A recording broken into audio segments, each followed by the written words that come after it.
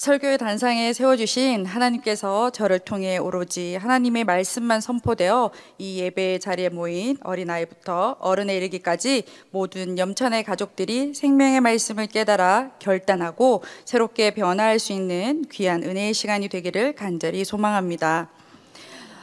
먼저 아낀다라는 것을 생각해 보면 어떻습니까? 우리가 무엇인가를 아낀다라는 표현을 할 때에는 그 대상이 남아있다는 것을 알 수 있습니다. 아끼면 그것이 사라지는 것이 아니라 남아있어서 나중에 도움이 되곤 합니다. 보통 우리는 무엇을 아낀다라고 하는지요? 돈을 아껴라, 그래서 저축해라, 투자해라, 미래를 대비해라 라고 합니다. 또는 물을 아껴라, 물 부족 국가가 되는 게 멀지 않았다, 이렇게 말하기도 하고요. 또 전기를 아껴라, 휘발유를 아껴라 등등 보이는 것들을 아끼라고 할 때는 아끼면 어떻게 되나요? 남아 있습니다. 그래서 다시 사용할 수 있거나 또 세금이 줄어들거나 여하튼 아끼면 이익이 생깁니다. 사람을 예를 들어도 제가 아끼는 친구입니다, 제가 아끼는 제자입니다 라고 현재형으로 말을 할 때에는 그 대상이 여전히 남아 있습니다. 그런데요, 세월을 아끼라라는 것은 어떻습니까? 너무 많이 듣고 너무 많이 하고 관용적인 표현이 되어버렸지만 실은 말이 되는 것이 아닙니다. 세월, 즉 시간을 아낀다고 해서 아낄 수 있는 것이 아닙니다. 다시 말해서 시간을 아낀다고 시간이 남아 다시 사용할 수 있는 것이 아닙니다. 시간은 아껴도 사라지고 그냥 있어도 사라지고 막 써도 사라집니다. 누군가 인간에게 공평하게 주어진 것이 유일하게 시간이라고 했습니다. 가난하든 부하든 나이가 어리든 나이가 많든 남자든 여자든 모든 사람에게 차별 없이 주어진 시간은 하루 24시간, 1년 365일 똑같습니다. 시간의 흐름이 체감상 느껴지는 것은 많이 다른 것 같습니다. 옛말에 자기 나이에 킬로미터를 붙여 시속 몇 킬로다 하는 말씀을 들어보셨지요?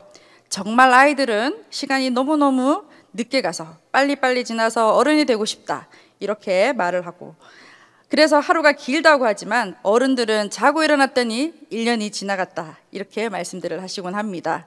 이제 세월을 아끼라는 말씀에 우리가 순종해야 하는 것은 바로 시간을 잘 써야 한다는 것임은 저나 성도 여러분 모두가 잘 알고 있습니다. 어떻게 주어진 시간을 써야 잘 쓰는 걸까요? 여기 앉아있는 중고등부 친구들에게 물어보고 싶습니다. 학교나 학원에서 공부를 할 때 공부 열심히 하라고 선생님이 이렇게 말씀하신 것을 들어본 적이 있습니까? 라떼는 그랬습니다. 주어진 시간에 공부 열심히 해서 성적이 잘 나와야 좋은 대학에 가고, 그러면 미래에 너의 남편의 직업이 달라진다. 그리고 남자친구에게는 너의 아내의 미모가 달라진다, 이렇게 표현을 하시곤 했습니다. 그렇게까지 말씀을 하신 이유는 시간 낭비하지 말고 주어진 때에 공부 열심히 하라고 다그치기 위해서있지 않을까 싶습니다. 그렇게 학생이 공부해야 할 때에 다른 것으로 허비할 수 없는 중요한 시기이기 때문에 선생님들이 그렇게 말씀하셨을 것 같습니다. 세월을 아끼기 위해서는 15절에 있는 지혜 있는 자같이 행하라고 말하고 있습니다. 어리석은 자가 되지 말고 주의 뜻이 무엇인가 이해하라고 합니다. 지혜 있는 자는 어떤 사람이고 반대되는 지혜 없는 자, 또 어리석은 자의 차이는 무엇일까요? 본문에서 보면 지혜 있는 자는 주의 뜻이 무엇인지 이해하려고 하는 사람이고, 어리석은 자는 그렇지 않은 사람으로 생각할 수 있습니다. 주의 뜻이 무엇인지 이해하려고 하는 사람은 어디에 집중이 되어 있고 우선순위가 어디에 있는 사람인가요? 주의 뜻, 그러니까 하나님의 뜻, 하나님의 말씀이 무엇인지 이해하려고 하고 따르려고 하는 사람입니다. 항상 그 중심에는 하나님이 있습니다. 하나님의 말씀대로 행하려는 사람이 바로 지혜 있는 사람입니다. 하지만 지혜 없는 자는 그 중심에 하나님보다는 다른 것에 관심이 있습니다. 또 자기 자신에게 집중되어 있습니다. 그렇다 보니 어리석은 자는 내 욕구에 충실하고 내 욕망을 이루기 위해 애쓰고 헛된 일에 공을 들입니다. 주어진 시간과 해야 할 일에 우선순위를 두지 못한 채로 일을 하다가 시간이 훅훅 지나갑니다. 마치 모래 위에 집을 지은 사람과 같습니다. 지나고 나면 다시 돌이킬 수 없기 때문에 후회만 가득하게 되지요. 그렇다면 우리는 어떻게 지혜 있는 자가 될 수 있을까요? 지혜는 내 힘으로 노력해서 얻어지는 것이 아니라 하나님이 선물로 주시는 것입니다. 그렇다면 하나님의 뜻대로 살겠다고 결단한 이 자리에 모인 우리 모두는 주의 뜻이 무엇인지 이해하며 순종하는 지혜로운 자가 되어야 합니다. 그래서 하나님이 허락하신 귀한 인생을 살아가는 우리가 악한 때에 세월을 아끼라 후회하지 않는 삶을 살 수가 있습니다. 은사장으로 불리는 고린도전서 12장을 읽어보면 이러한 것들은 성령으로 말미암아 행한다고 말하고 있습니다. 우리가 지혜를 강구하며 성령 충만함일 때 지혜로운 자가 될 수 있음을 꼭 기억하십시오. 바울은 성령으로 충만함을 받으라고 말하기에 앞서 술 취하지 말라고 합니다. 왜 술이라는 대상을 가지고 말을 했을까요? 취하다라는 것은 내가 내 의지로 조절이 불가능한 상태를 말한다고 생각할 수 있습니다. 본문에서 언급한 술을 생각해 볼 때 술이 술을 부른다, 또 취중 진담, 술을 먹여봐야 그 사람의 본성을 알 수 있다. 저는 이런 말을 종종 들어보곤 했습니다. 이렇듯 술 취함의 결론은 나의 본능적인 모습, 나의 본연의 모습, 나의 저의 밑바닥의 모습이 그대로 드러난다는 것을 알 수 있습니다. 그렇다면 술 취함이 가져오는 결과는 하나님 중심으로 하나님 뜻에 순종하기보다는 나의 본능과 본성의 중심으로 살아갈 수밖에 없음입니다. 이것은 바로 어리석은 자의 삶의 태도입니다.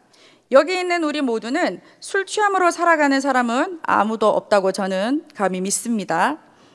하지만 지금의 시대를 살아가는 우리는 비단 술 취함이 아니더라도 다르게 취할 것들이 참으로 많이 있습니다. 내 시간을 나도 모르게 갉아먹고 있는 것에 어떤 것들이 있을까요? 아주 어린아이들을 제외하고 거의 가지고 있는 휴대폰이나 또 게임, 유튜브 영상 등이 그런 한 예로 말할 수 있겠습니다. 꼭 필요한 것이지만 나도 모르게 필요 이상의 시간을 그것들로 인하여 써버리게 되는 경험을 모두 해보셨으리라 생각이 됩니다. 이렇게 나를 취하게 만드는 요소가 자꾸 이 세상에서 생겨납니다. 하나님 중심으로 살아갈 수 없도록, 하나님 뜻대로 살아가기 위해 깨어있을 수 없도록 자극하는 것들이 점점점 더 많이 생겨납니다.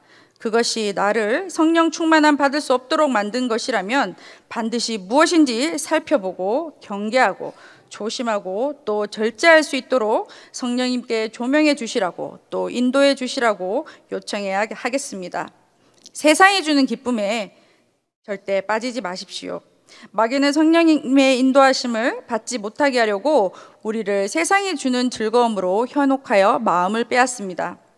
하나님께로 향해야 하는 중심을 나 자신을 중심으로 세우게 합니다. 그리고 바쁜 일을 핑계대며 하나님을 생각하지 못하게 합니다. 그리고 꼭 해야 할 일 앞에서는 내일이 있다고 속삭입니다. 이렇게 호시탐탐 우리를 노리는 사탄의 계략 앞에서 우리는 스스로의 힘으로는 흔들림 없이 설 수 있는 존재가 못 됩니다. 연약한 우리를 이 세상에서 하나님의 뜻에 순종하며 살아갈 수 있도록 도우시는 성령님의 인도하심을 받아 승리하는 성도 여러분이 되시기를 축복합니다.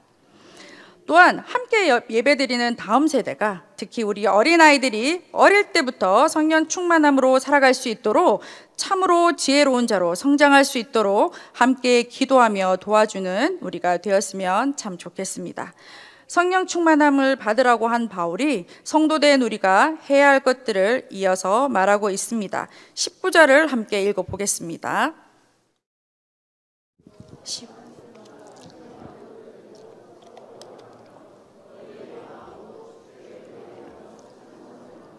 아멘.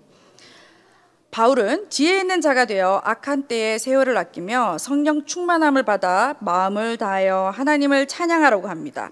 이렇듯 하나님을 찬송하는 것은 성령 충만함의 표현이기도 합니다. 내가 하나님으로 인해 기쁘고 감사한데 어떻게 찬양을 드리지 않을 수 있겠습니까? 찬양은 그저 내가 기분 좋으라고 하는 것이 아니라 하나님께 영광을 돌리기 위해 하는 것입니다. 온전히 하나님만 바라보며 하나님만 생각하며 그분을 높여드리는 표현입니다. 찬양은 혼자서도 하지만 서로 화답하여라고 한 것처럼 함께하는 것이 중요합니다. 그리고 무엇보다 마음을 다해 찬양해야 합니다. 머리는 딴 생각하고 입술로만 하는 것이 아니라 온 마음 다해 하나님을 찬양해야 합니다. 이렇게 찬양을 하면 어떻습니까? 찬양 받으시기에 합당하신 하나님은 우리의 찬양을 받으시며 또 놀라운 일들을 우리 가운데 행하십니다. 말씀 안에서도 찾아볼 수 있는데요, 성도 여러분이 잘 아시는 것 같이 사울이 악령으로 인해 괴로웠을 때 다윗이 수금을 타며 하나님을 찬양할 때 악령이 떠나고 상쾌해졌습니다. 뿐만 아니라 하나님을 찬양하면 우리도 어떻습니까? 찬양할 때는 기분이 나빠지고 화가 나는 사람이 있습니까? 그렇지 않지요. 찬양하는 우리도 기쁘기도 하고 위로를 받기도 하고 은혜를 받기도 하고 평안해지기도 합니다. 이렇게 찬양은 하나님을 기쁘시게도 하지만 더불어 우리도 함께 기뻐할 수 있습니다. 우리 모두 하나님 찬양하기를 억지로 하는 것이 아니라, 습관적으로 하는 것이 아니라 기쁨으로 진심으로 할 수 있기를 소망합니다. 이제 함께 20절을 읽어보겠습니다. 범사에 우리 주 예수 그리스도의 이름으로 항상 함께 하나님께 감사하며. 아멘. 바울은 우리가 믿는 자로 어떻게 삶을 살아야 하는지 삶의 태도를 알려주고 있습니다. 모든 일에 우리를 구원하신 예수님의 이름으로 늘 하나님 아버지께 감사하라고 말하고 있습니다.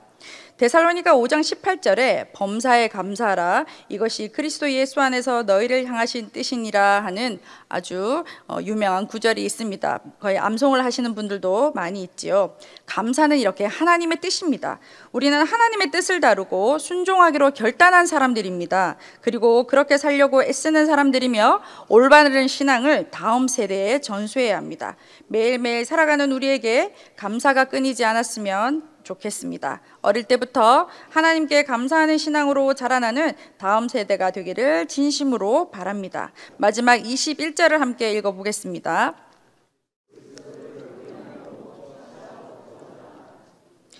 아멘. 이 구절에 불편한 단어가 있지 않으신가요? 저는 복종이란 말이 굉장히 불편했습니다. 일반적으로 복종이라고 하면 저는 군대를 다녀오진 않았지만 군대에서 명령과 복종 이루어지는 공동체라고 들었습니다. 그러니까 상관이 시키면 그게 맞든 틀리든 효율적이든 아니든 그냥 무조건 해야 하는 것이 복종이라고 들었습니다. 그래서 그 복종이란 말이 왜 이 틀린 것 같은데 이 성경 구절에 있을까 굉장히 불편한 마음을 갖고 있어서 한번 찾아봤습니다. 하나님께는 우리가 물론 절대적인 복종을 해야 되는 우리가 맞지만 여기서는 서로 피차 복종하라고 합니다. 서로 복종하라니 이게 무슨 뜻일까? 헬라어 원어를 찾아보았습니다. 화면으로 보시면 이 구절에 사용된 복종하라, 복종하다는 헬라어 히포타소라는 단어로서 언더가츠 어레인지먼트라는 뜻이 있습니다. 그러니 하나님께서 만들어 놓으신 질서 아래 서로를 존중하라는 의미가 되는 것입니다. 서로 중에 누구 하나가 상관이 되고 부하가 되는 관계로서 수직상하의 복종이 아니라 서로를 인정하고 기꺼이 따르는 것입니다. 그리고 피차 복종하는 데에는 그리스도를 경외함으로라는 전제가 있습니다. 모두가 그리스도를 경외하는 자여야 합니다. 그리스도를 경외하는 자들이라면 하나님이 세우신 질서와 부여하신 권위를 인정하며 서로를 존중하며 순종할 수 있는 아름다운 복종이 이루어질 수 있습니다. 우리 모두 말씀대로 행하는 그리스도를 경외함으로 피차 복종할 수 있기를 바랍니다.